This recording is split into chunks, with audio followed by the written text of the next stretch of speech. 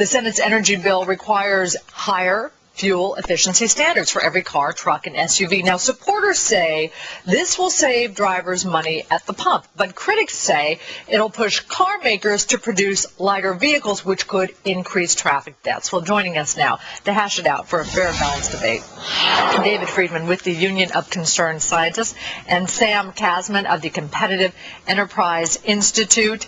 Let's start with you, David. I mean, a lot of people say these standards are good, they're necessary. We need to become more fuel efficient. We need to lower our dependence on foreign oil. That's what these kind of standards do ultimately. What do you say? Well, absolutely. If we raise the fuel economy of our average car and truck to about 35 miles per gallon, we're going to save 1.2 million barrels of oil per day in 2020. That's about as much as we currently import from Saudi Arabia. That'll do a lot to help our national security. Not only that, consumers would save over $25 billion, and that's even after paying for the technology to get us there. This is a real win-win situation where we can also create new jobs throughout the country by saving people a lot of money and making much better cars and just investing in technology. That's what our country is about. So, Sam, what's your problem with this?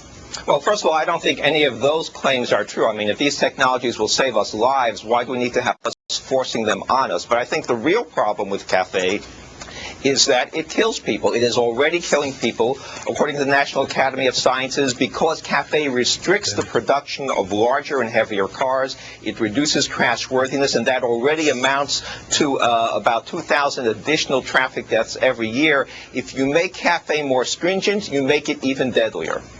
Yeah, David, a lot of people say, you know, these little light cars just aren't as safe as our more traditional heavier vehicles.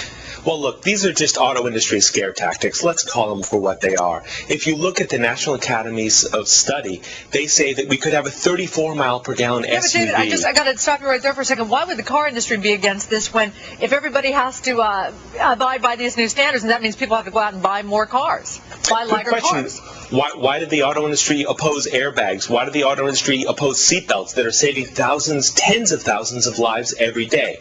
The fact of the matter is, whether it's been our highway system, our rail system, or even our air system, it's taken the government to help make sure that consumers are safer, save a lot of money at the pump, and can improve our energy security. So when you look at the way our country is founded, we've invested in technology, and that's what we're asking automakers to do.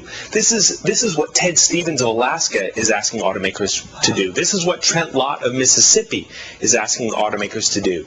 This is what Barbara Mikulski, who used to have auto plants interstate and saw those jobs leave, is asking people to do. She's saying we need to do something about these petro jihadists and cut off their oil and cut off their funds. Sam?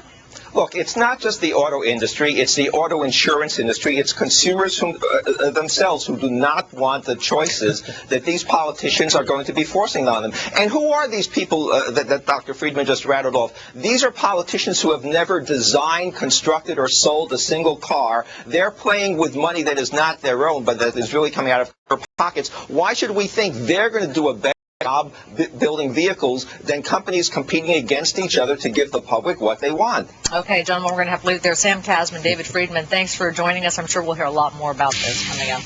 Also, NBC